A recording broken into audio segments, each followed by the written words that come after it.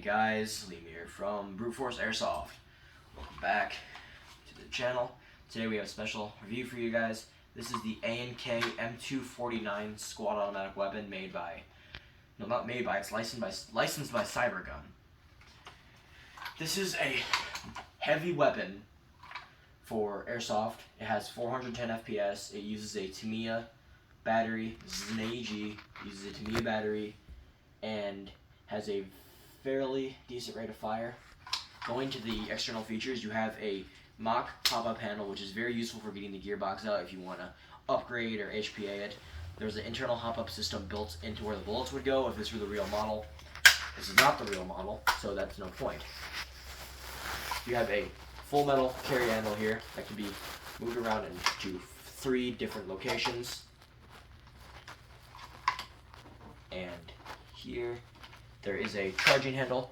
This comes with a spring built into it. I removed the spring so that way it's more of a realistic draw. There is the heat shield, which is removable to make it look like the original M249 models. The stock is easy to change out. You remove this pin here, for example, screw this out, and this will just fall apart. This is an easy to change stock if need be. I just lost the pin, so we're going to have to deal with that for the rest of the video.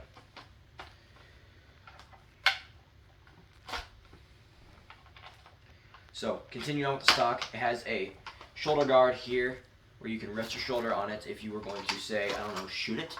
It's very good. It distributes the weight very, very evenly.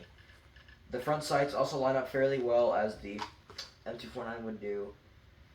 It is a very long gun, I can say. Like compared to, it's 42 inches long. It's very long compared to many of the other guns that I have, like the Wolverine MTW and the F1 Firearms AR-15. It's long, but it's heavy long. A lot of the weight is in this part of the gun, and I still don't know why. I think it's because of the frame and the quick change release barrel system. Speaking of that, just like the real M249, there is a lever here that you can pull down, and it slides the barrel out. I'm not gonna mess with this right now. We will post a field stripping video on it later, potentially. I'm not promising anything. While we're on the side of the gun, let's talk about the mag wall. This is compatible with any ANK box magazine.